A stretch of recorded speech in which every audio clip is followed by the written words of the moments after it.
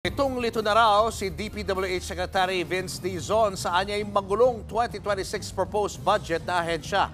Dahil dyan, humihiling siya ng palugit para ayusin ito. Nasa frontline na balitang yan si Rainiel Pawid.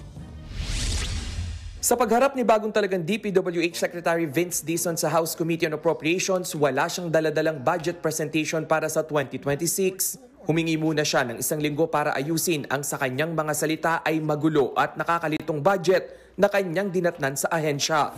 Ako po ay na-overwhelm sa laki at sa gulo na nadatnan ko. Dumaan sa ilang briefing, aaminin ko po sa inyo, halos wala po akong maintindihan sa gulo ng budget. Ako po gitong-gito hanggang ngayon. Dagdag ni Dizon, hindi na raw sila matutulog kung kinakailangan basta maayos lang ang panukalang budget ng DPWH. At isa sa mga unang aayusin ang mga red flag sa pondo. Kasama na riyan ang doble-dobleng pondo sa iisang flood control project at mga proyektong completed na pero pinoponduhan pa rin. Sa panukalang higit 880 billion pesos na budget ng DPWH sa 2026, 268.3 billion pesos ang inilaan para sa flood control. Halos 30% yan ng kabuuan. Tanong ng ilang mambabatas, nakabase ba sa siyensya ang proyekto o baka naman may halong politika yan? Ang dami pong mga kalsada na simentado na, ginigiba. Tumawa kayo kasi I'm sure you agree with that. Ginigiba, tapos sinisimento uli.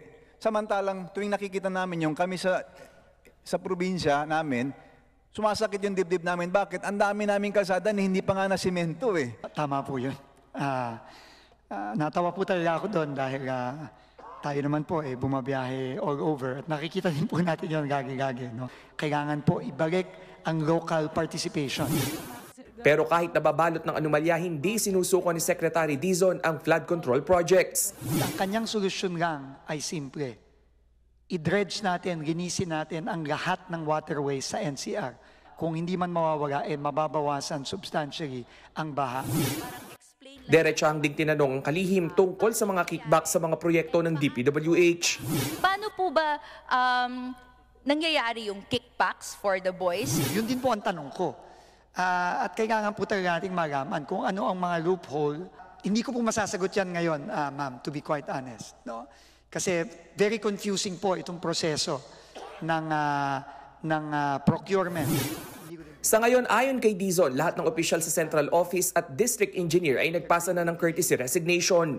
3 na rin ang pinasibak niya kasamang District Engineer ng Bulacan na dawit sa ghost projects. Si Henry Alcantara na hinatulang guilty sa kasong administratibo. Inirekomenda rin ni Dizon ang paghahain ng kasong kriminal laban kay Alcantara.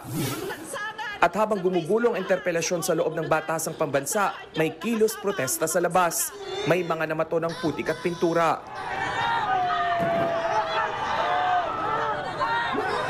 Panawagan ng mga militante, itigil ang korupsyon at panagutin ang mga tiwaling opisyal. Nagbabalita mula sa frontline, Rainiel Pawid, News 5. Mga kapatid, Julius Babaw po. Para sa komprehensibo at makabuluhang balitaan at talakayan, mag-follow at mag-subscribe na sa social media pages ng News 5.